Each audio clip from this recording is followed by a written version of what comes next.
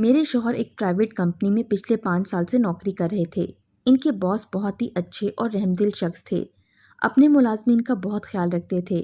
میری شادی کو 4 سال ہو گئے تھے اور اللہ نے اوپر تلے 3 بیٹوں سے بھی نواز دیا تھا۔ میرے تینوں بیٹوں میں سال بھر کا ہی فرق تھا، اس لیے گھر کے کاموں کے ساتھ چھوٹے 3 بچوں کو سنبھالتے ہوئے میں پورا دن گھن چکر سی بن جاتی تھی۔ میں بہت بار اپنے شوہر یاسر کو کہہ چکی تھی کہ مجھے ایک ملازمہ رکھ دیں، لیکن ان کی قلیل تنخواہ اس بات کی اجازت نہیں دیتی تھی۔ اس لیے آفس سے واپس آ کر وہ میرے گھر کے کاموں میں کچھ مدد کر دیتے تھے، لیکن مجھے ایک ملازمہ کی اشد ضرورت تھی۔ میری روز ہی یاسر سے اسی بات پر بحث ہونے لگی تھی کہ ایک دن اچانک یاسر آفس سے واپسی پر ایک بڑی عمر کے شخص کو اپنے ہمراہ گھر میں لے آئے اور پھر مجھ سے مخاطب ہوئے کہ لو بیگم، تمہارا مسئلہ اللہ نے حل کروا دیا ہے۔ آج سے یہ ملازم تمہارے سارے کام کر دیا کرے گا، بچوں کو بھی سنبھال لے گا۔ تم ان سے جو کام کہو گی یہ انکار نہیں کریں گے، بس عشاء کے بعد واپس چلے جائیں گے۔ یاسر مجھ سے کہنے لگے کہ یہ بزرگ میرے آفس کے باس کے ملازم ہیں۔ وہ لوگ چند ماہ کے لیے دبئی گھومنے پھرنے گئے ہیں، یہاں ان کا کوئی قریبی رشتہ دار نہیں ہے، اس لیے باس نے کہا ہے میں انہیں اپنے ساتھ لے جاؤں۔ تمہیں جو بھی کام کاج ہو تم انہیں بتا دینا۔ دیکھنے میں وہ خاصی ادھیڑ عمر کے تھے، چہرے پر پسماردگی سی چھائی ہوئی تھی، سر کے سارے بال سفید تھے، نظریں جھکائے وہ کھڑے تھے، سادے سے شلوار قمیض میں ملبوس، چہرے پر سفید ریشے دار داڑھی تھی۔ میں نے سوچا کوئی خاتون ہوتی تو مجھے سکون بھی ہوتا، یہ بزرگ بھلا میری کیا مدد کر سکتے تھے، لیکن یاسر کے باس کا حکم تھا تو اس لیے ہم ٹال نہیں سکتے تھے۔ وہ صبح 8 بجے تک گھر پہنچ جاتے، رات کو عشاء کے بعد چلے جاتے۔ عجیب بات یہ تھی کہ عشاء سے اگر کچھ وقت بھی اوپر ہونے لگتا، ان کے چہرے کی رنگت اڑنے لگتی تھی، ان پر ایک بدحواسی سی چھانے لگتی تھی، وہ جانے کی جلدی مچانے لگتے تھے۔ مجھے ان کی اس حرکت پر بڑی حیرت سی ہوتی تھی کہ ایسی کیا جلدی تھی انہیں، لیکن اپنے گھر کے کاموں میں میں ان کے بارے میں زیادہ سوچنے سے اجتناب ہی کرتی تھی۔ اب گھر کے کاموں میں ان سے کیا کروا سکتی تھی؟ ہاں، ان کے آنے سے یہ ضرور ہوا تھا کہ بچے ان سے بہل گئے تھے، پھر وہ چھوٹے موٹے کام کر دیتے تھے۔ وہ مجھے بٹیا کہہ کر پکارتے تھے۔ میں کچن میں مصروف ہوتی تو کچن میں آ جاتے اور کہنے لگتے کہ بٹیا، مجھے چائے بنانا آتی ہے، سبزی بھی اچھی کاٹ لیتا ہوں، کوئی کام ہو تو بلا تکلف کہہ دیا کرو۔ پرانا سا لباس پہنے، کندھے پر رومال لٹکائے، وہ اس گرمی میں کچن میں پسینہ پونچھتے ہوئے میرا احساس کرنے آ جاتے۔ وہ میرے والد کی عمر کے تھے، مجھے انہیں کام کہتے ہوئے بھی شرم محسوس ہوتی تھی۔ بڑے میاں، آپ رہنے دیں، ہم کون سا امیر ہیں جو ہمارا حکم بجا لانا آپ پر لازمی ہے، بس آپ بچوں کو سنبھال لیا کریں، بازار سے سامان لا دیا کریں، میرے لیے یہی کافی ہے۔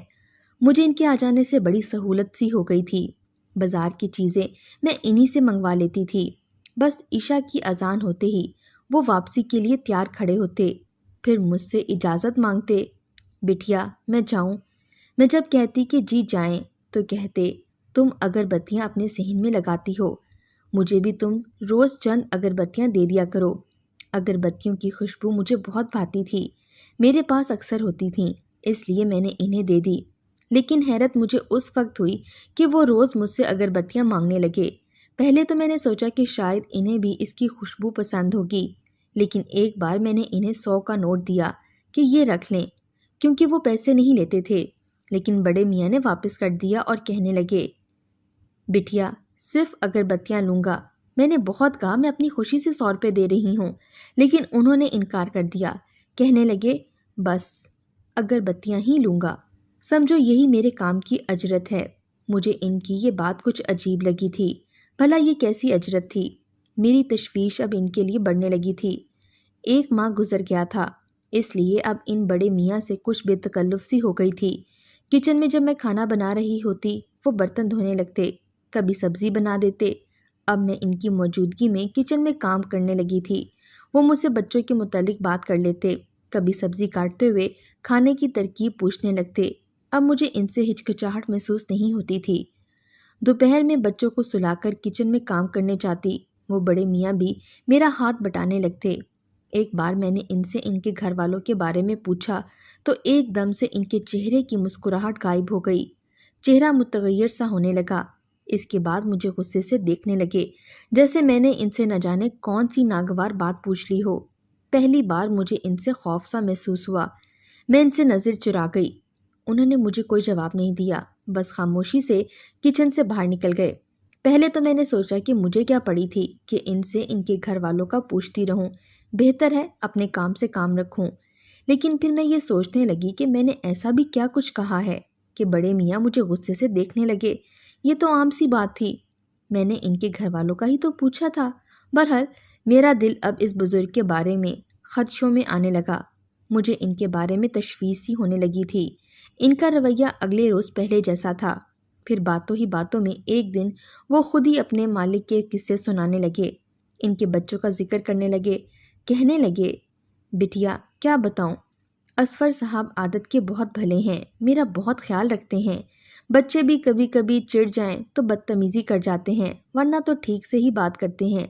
وہ ہر بار یاسر کے باس کا ہی تذکرہ کرتے تھے۔ میں نے ایک بار پوچھ لیا کہ بڑے میاں، بیگم صاحبہ کا کبھی آپ نے ذکر ہی نہیں کیا، وہ کیسی ہیں؟ میں کچن میں سلاد کاٹتے ہوئے پوچھنے لگی، کیونکہ انہوں نے کبھی اصفر صاحب کی بیوی کا ذکر نہیں کیا تھا۔ وہ کچھ ثانیے چپ ہو گئے، ان کے ماتھے پر کئی شکنیں پڑی تھیں۔ پھر ایک ٹھنڈی گہری سانس لی، پھر کہنے لگے، بس مزاج کی تیز ہیں لیکن اچھی ہی ہیں، اب کیا کریں، ہم کون ہوتے ہیں ان بڑے لوگوں کے بارے میں کچھ کہنے والے؟ ہماری مثال تو یہ ہے کہ نوکر کیا تو نخرہ کیا، ہمیں تو بس کام کی غرض ہے۔ وہ لاپرواہی دکھانے لگے۔ بڑے میاں، اصفر صاحب آپ کو تنخواہ کیا دیتے ہیں؟ میں نے سلاد پلیٹ میں سجاتے ہوئے پوچھا۔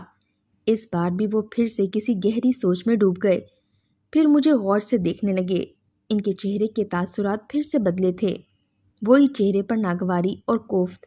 اس بار بھی انہوں نے جواب نہیں دیا، بس بات کو ٹال گئے کہ میں ذرا بچوں کو دیکھ لوں۔ یہ کہہ کر وہ کچن سے باہر نکل گئے۔ وہ ایسے ہی تھے، ان کی شخصیت میرے لیے ایک پہیلی سی بنتی جا رہی تھی۔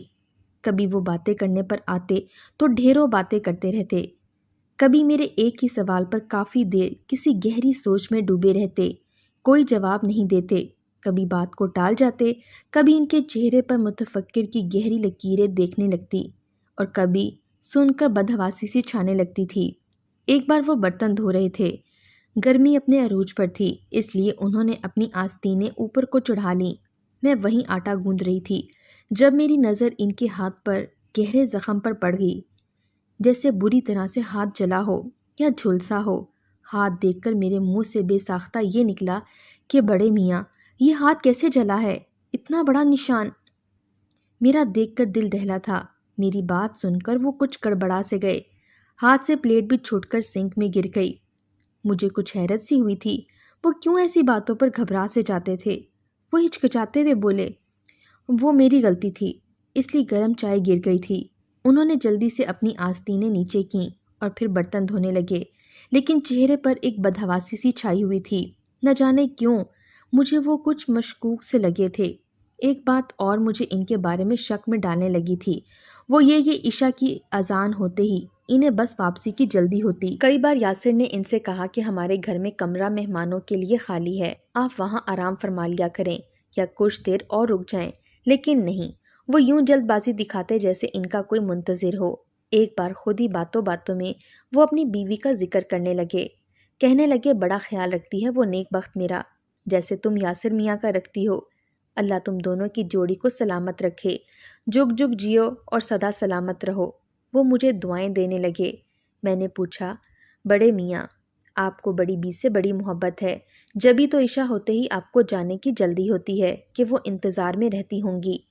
میری بات پر ایک یاسیت سی ان کے چہرے پر چھا گئی، پھر سے وہ کسی گہری سوچ میں ڈوب کر بولے، ٹھیک کہتی ہو بٹیا، میرے انتظار میں ہوتی ہے، میں ذرا بھی لیٹ ہو جاؤں تو دروازے پر فکر مندی سے کھڑی راہ تکنے لگتی ہے، گھر جاتا ہوں تو اس کے پاس بیٹھ جاتا ہوں تو پوتے پوتیاں آ کر گلے لگ جاتے ہیں، میرے پاس بیٹھ جاتے ہیں، بہو آ کر سر پر پیار لیتی ہے، پانی کا گلاس پیش کرتی ہے اور کہتی ہے، ابا میاں کھانا گرم ہے، کہیں تو لگا دوں، لیکن ایک تمہوں کو کھانا کھلائے بغیر مجھے گھر سے نہیں جانے دیتی۔ مجھے اس سے روز انکار کرتے شرم آتی ہے، نہ جانے یہ بات وہ نم آنکھوں سے کیوں کہہ رہے تھے۔ وہ میرے سر پر شفقت سے ہاتھ رکھ کر سرزنش کرتے ہوئے بولے، جیسے کوئی بیٹی سے لاڈ میں کہتا ہو۔ پھر کہنے لگے، میرا بیٹا بہت نیک ہے، رات کو گھنٹوں ٹانگیں دباتا رہتا ہے۔ میں کہتا ہوں تم خود تھکے ماندے آتے ہو، پھر مجھے کیوں دبانے بیٹھ جاتے ہو؟ ارے میں دن بھر کرتا ہی کیا ہوں؟ تم اور یاسر میاں مجھے کہاں کچھ کرنے دیتے ہو؟ لیکن وہ کہتا ہے، ابا میاں جب تک آپ کی خدمت نہ کر لوں مجھے نیند نہیں آتی۔ میں ان کی باتیں سن کر پرسکون سی ہوئی تھی۔ یہ سوچنے لگی کہ بڑی اچھی نیک اولاد تھی جو اتنی خدمت گزار تھی۔ وہ بولے کہ پھر وہ نیک بخت جب تک دن بھر کی ساری روداد مجھ سے نہ کہہ لے اسے کہاں چین پڑتا ہے۔ بس اس کی باتیں ہی ختم نہیں ہوتی کہ میری آنکھ لگ جاتی ہے۔ یہ کہہ کر وہ ہنسنے لگے اور بولے کہ میں کہتا ہوں عمر گزر گئی جمیلہ، پر تمہاری محبت اب بھی ویسی ہی ہے نا بے وقوف؟ وہ مسکراتے ہوئے آنکھوں میں آئی نمی صاف کرنے لگے جو شاید ان کے ہنسنے سے آنکھوں میں بھر آئی تھی۔ میں ان کی باتیں بڑی دلچسپی سے سنتی تھی۔ میں بھی مسکرا کر کہنے لگی، اصل محبت تو بڑے میاں وہی ہے جو بڑی بھی آپ سے کرتی ہیں۔ عورت کی محبت کہاں پرانی ہوتی ہے، وہ تو وقت گزرنے کے ساتھ ساتھ اور بھی پائیدار ہوتی چلی جاتی ہے۔ میری بات پر وہ مجھے غور سے دیکھنے لگے، پھر بولے، تم بالکل جمیلہ کی طرح باتیں کرتی ہو۔ سوچتا ہوں اگر میری کوئی بیٹی ہوتی تو تم جیسی ہوتی۔ وہ مسکرا کر کہنے لگے، آپ نوکری کیوں کرتے ہیں بڑے میاں؟ بیٹا کماتا ہے تو آپ کو اس عمر میں کمانے کی کیا ضرورت ہے؟ میرے سوال پر وہ پھر سے رخ بدل گئے۔ عجیب مزاج تھا ان کا، کبھی بات کرتے تو کبھی گھنٹوں اپنے گھر والوں کے قصے سناتے رہتے، کبھی کسی سوال پر بنا جواب دیے اٹھ کر چلے جاتے۔ اب بھی بنا جواب دیے اٹھ کر چلے گئے۔ پھر مجھے احساس ہوا کہ شاید بیٹے کی تنخواہ زیادہ نہیں ہوگی جب ہی اس عمر میں محنت کر رہے ہیں۔ میں نے یاسر سے کہا کہ انہیں ہر مہینے تو ان کا باس تنخواہ اچھی دیتا ہوگا، ان کا گزر بسر اچھا ہو جاتا ہوگا، لیکن اب وہ نہیں ہے تو بڑے میاں کے گھر والوں کو مشکل ہوتی ہوگی۔ آپ جو آسانی سے دے سکتے ہیں انہیں تنخواہ دے دیا کریں۔ میری بات سن کر یاسر نے جواب دیا، تمہیں کیا لگتا ہے میں نے کوشش نہیں کی ہوگی؟ لیکن وہ لیں تو تب نہ، ہر بار انکار کر دیتے ہیں، کہتے ہیں بٹیا مجھے اگربتیاں دے دیتی ہے وہی میری اجرت ہے۔ اور یاسر کی بات سن کر اس بار میں نے ٹھان لی تھی کہ بڑے میاں سے پوچھوں گی کہ وہ تنخواہ کی بجائے اگربتیاں کیوں لیتے ہیں، ان سے ان کا بھلا کیا ہو سکتا ہے۔ اگلے روز میں نے بڑے میاں کو اگربتیاں دیتے ہوئے پوچھ لیا، آپ اس کا کیا کرتے ہیں؟ اس بار وہ خاموشی سے باہر نہیں گئے بلکہ مجھ سے کہنے لگے، میرے گھر آنا، سب اپنی آنکھوں سے دیکھ لینا۔ اگلے دن جب میں ان کے گھر گئی تو میرے پیروں تلے سے زمین نکل گئی، کیونکہ وہاں تو میں اور یاسر ان کے گھر گئے۔ ایک پسماندہ سا علاقہ تھا، چھوٹی چھوٹی گلیاں تھیں، تنگ سا ماحول تھا۔ ایک گلی میں داخل ہوتے ہی 2-4 گھروں کے بعد گلی بند تھی۔ آخری مکان کے سامنے ہم بڑے میاں کے ساتھ کھڑے ہو گئے، لیکن دروازہ مقفل نہیں تھا، دھکے سے کھل گیا۔ سامنے ایک کچی مٹی کا صحن تھا۔ میں نے اور یاسر نے ایک دوسرے کو حیرت سے دیکھا، پھر ہم اندر داخل ہو گئے۔ گھر بالکل ویران تھا۔ گھر کے اندر داخل ہوتے ہی بڑا سا صحن تھا۔ سامنے 3 کمرے تھے، ہر کمرے کے 2 پٹ کے لکڑی کے دروازے تھے۔ صحن میں لگے درخت سوکھ چکے تھے، ہر چیز مٹی کا ڈھیر تھی۔ صحن کے ایک کونے میں ایک قبر کو دیکھ کر میرے پیروں تلے سے زمین کھسک گئی تھی۔ گھر کے اندر قبر بنائی گئی تھی جس کی مٹی گیلی تھی۔ گھر میں کوئی فرد موجود نہیں تھا، ویرانی کا راج تھا۔ بڑے میاں کی چارپائی بھی اس قبر کی بائیں جانب بچھی ہوئی تھی۔ وہیں قریب مٹی کا گھڑا رکھا ہوا تھا اور اس پر اسٹیل کا گلاس اوندھا رکھا ہوا تھا۔ بڑے میاں سب سے پہلے اس قبر پر ہی گئے اور اس قبر سے مخاطب ہوئے، جمیلہ دیکھو کون آیا ہے۔ ارے تمہیں بتایا تو تھا بٹیا آنے کی ضد کر رہی ہے، بہانے بہانے سے تم سب کا پوچھتی ہے، اس لیے اس بار اسے ساتھ لے آیا ہوں۔ میرے قدم تو یہ سب دیکھ کر وہیں منجمد ہوئے۔ یاسر کی حالت بھی مجھ سے کچھ مختلف نہ تھی۔ بڑے میاں نے اپنی جیب سے اگربتی نکالی، ماچس سے جلا کر قبر پر لگا دی، پھر پلٹ کر ہمیں دیکھنے لگے۔ تم کیوں رک گئے؟ آؤ نا، تم پوچھتی ہو کہ اگربتی میں کیوں لیتا ہوں۔ ارے جمیلہ کو اگربتی کی خوشبو بڑی پسند ہے، اس لیے لے آتا ہوں، خوش ہو جاتی ہے۔ چلو تمہیں اپنی بہو سے ملواتا ہوں، باورچی خانے میں ہوگی، وہ میرے لیے کھانا تیار کر رہی ہوگی۔ ابا میاں کو آتے ہی بھوک لگی ہوگی، یہ کہہ کر وہ میرے پاس آئے، میرا ہاتھ تھام کر اپنے باورچی خانے میں لے گئے، جہاں کی حالت بھی باقی گھر جیسی ہی تھی۔ خالی باورچی خانہ، چند اسٹیل کے برتن، وہ بھی مٹی سے اٹے ہوئے تھے۔ مجھے لگا شاید ان کی فیملی کسی حادثے کا شکار ہو گئی ہے، شاید دنیا سے کوچ کر گئے، اسی لیے بڑے میاں تنہائی کا شکار ہیں، اس لیے بنا اجرت کے کام کرتے ہیں۔ پھر وہ مجھے اور یاسر کو اپنے بیٹے کے کمرے میں لے گئے۔ ان کے کمرے میں کوئی نہیں تھا، لیکن دیوار پر آویزہ بڑے فریم میں لگی تصویر دیکھ کر یاسر اچنبے میں آئے تھے۔ بے یقینی سے انہوں نے بڑے میاں کو دیکھا اور پھر تصویروں کو، جہاں بڑے میاں اپنی بہو بیٹی کے ساتھ کھڑے مسکرا رہے تھے۔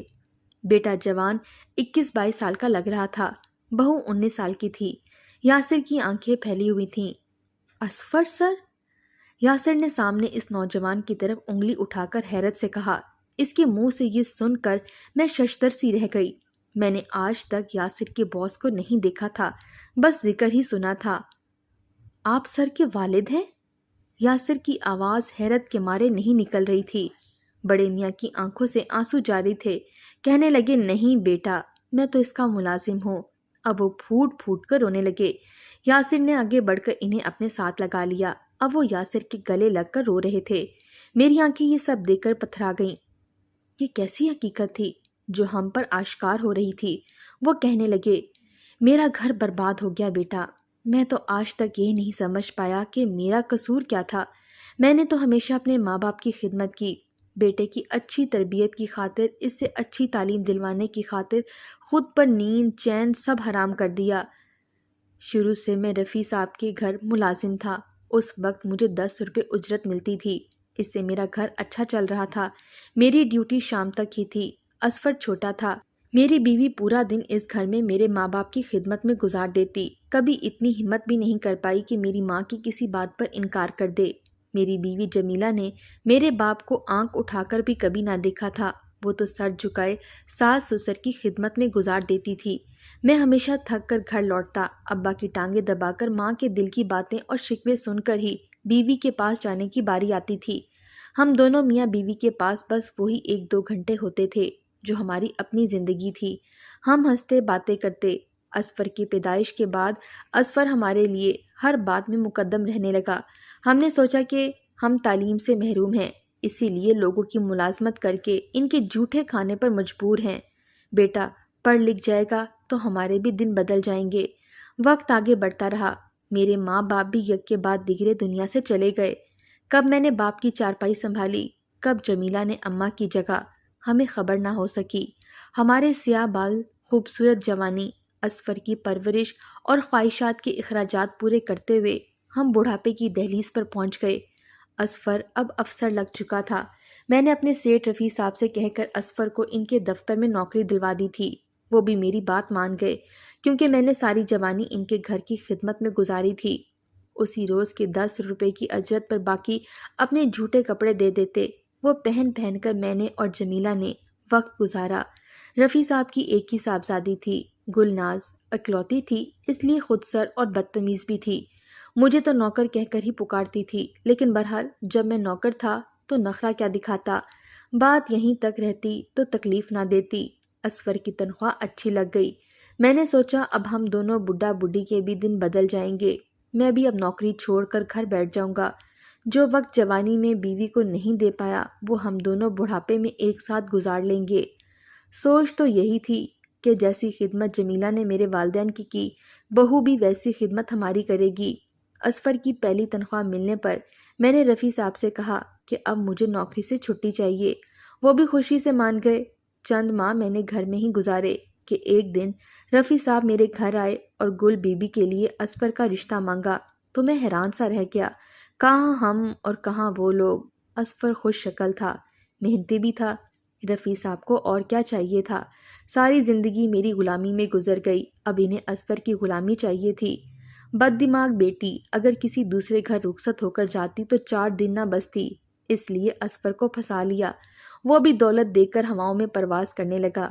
میرے لاکھ سمجھانے پر بھی وہ گلناز سے شادی پر راضی تھا۔ بہرحال مجھے ہی بالآخر اس کی خواہش کے سامنے سر جھکانا پڑا۔ بس چند دن ہی گلناز ہمارے گھر کی زینت بنی، پھر اصفر کو بھی اپنے ساتھ لے گئی۔ جمیلہ بہت روئی تھی، لیکن میں نے اسے سمجھایا کہ بیٹے کی اپنی زندگی ہے، اسے گزارنے دو۔ وہ کہنے لگی کہ میں نے تو اپنی جوانی اپنی خواہشات کو پس پشت ڈال کر اصفر کی خواہشات کو پورا کرنے میں عمر گزار دی، کیا یہ دن دیکھنے کے لیے؟ اصفر کے ابا، وہ ہمیں چھوڑ جائے گا۔ میں نے کہا وہ ہمارا فرض تھا، لیکن وہ ماں تھی اس لیے رونے لگی۔ میں نے جمیلہ کو بہت سمجھایا لیکن وہ بیمار رہنے لگی۔ اصفر پہلے ہفتے میں ایک بار شکل دکھا جاتا تھا، ہمارے گھر کے اخراجات کے لیے بھی پیسے دے جاتا، لیکن پھر اس کا آنا جانا کم ہو گیا۔ میں نے جب دیکھا کہ بیٹا اب خرچہ بھی نہیں دیتا تو کسی اور گھر میں ملازمت کر لی۔ جمیلہ کی جوانی بھی میرا انتظار کرتے گزری، بڑھاپا بھی انتظار کی نظر ہو گیا۔ مجھے اگر ذرا دیر ہو جاتی تو دروازے کی دہلیز پر کھڑی میرا انتظار کرتی۔ وہیں انتظار اسے ایک دن قبر میں لے گیا۔ میں اکیلا رہ گیا۔ مجھے اپنے گھر سے بڑا پیار تھا، اس لیے میں نے جمیلہ کو کہیں جانے نہیں دیا، یہیں اسی صحن کے کچے زمین میں اسے دفنا دیا۔ اصفر مجھے زبردستی اپنے ساتھ لے گیا۔ میں دن وہیں گزار لیتا، لیکن رات عشاء کے بعد مجھے لگتا جمیلہ اکیلی ہے، اس لیے واپس اپنے گھر رات گزارتا ہوں۔ گل نے مجھے کبھی باپ سمجھا ہی نہیں، آج تک مجھے نوکر پکارتی ہے۔ بس بیٹا بھی اس کے احسانات تلے دبا ہوا ہے، اس لیے کچھ نہیں کہتا۔ بچے ماں کی تربیت لیے اسی کے جیسے ہیں، اس لیے میری حیثیت اس گھر میں وہی ہے جو روز اول ہوتی تھی۔ اب بھی وہی ملازمت کرتا ہوں۔ ایک بار مجھ سے کپ ٹوٹ گیا تو گل نے گرم چائے میرے بازو پر گرا دی، کیونکہ میری غلطی پر اس نے ہمیشہ مجھے سزا دی تھی۔ اصفر بھی کچھ نہیں بولتا، کیا کہہ سکتا ہے؟ میں اب بھی بس 10 روپے ہی لیتا ہوں۔ فرق یہ ہے کہ اب رفیع صاحب کی بجائے 10 روپے اجرت گل سے بڑے حق سے مانگتا ہوں، کیونکہ وہ میری محنت کی اجرت ہوتی ہے۔ جمیلہ کو اگربتی کی خوشبو پسند ہے، اس لیے 10 روپے کی اگربتیاں لے آتا ہوں۔ سوچتا ہوں ساری زندگی جس اولاد کی خواہشات پوری کرتے کرتے گزار دی، اس کے پاس 2 گھڑی مجھے دینے کے لیے نہیں، یہاں تک کہ کسی مہمان کو میرا تعارف بھی ملازم کہہ کر کرواتا ہے۔ مجھے دکھ نہیں ہوتا، کیونکہ ساری زندگی نوکری کرتے ہی گزاری ہے۔ یہ نوکر کہلانے میں بھلا کیا شرم؟ اب جمیلہ کو وقت دینے کا وقت آیا ہے تو اس کا وقت پورا ہو چکا ہے، لیکن پھر بھی میں اس کے پاس بیٹھتا ہوں، باتیں کرتا ہوں، اپنی زندگی سے کوئی شکایت نہیں۔ بڑے میاں کی باتیں ہم دونوں میاں بیوی نے آنسو بہاتے سنی۔ رو رو کر میری ہچکی بند گئی۔ یہ کیسا ظلم تھا، کیسی اندھیرا نگری تھی۔ اتنے بڑے گھر میں کیا کمی تھی جو ایک سسر کی خدمت نہیں کی جا سکتی تھی؟ یہ کہانی کون سی نہیں ہے؟ کئی ماں باپ کے ساتھ اولاد ایسے ہی بے حسی کے ساتھ رہ رہی ہے۔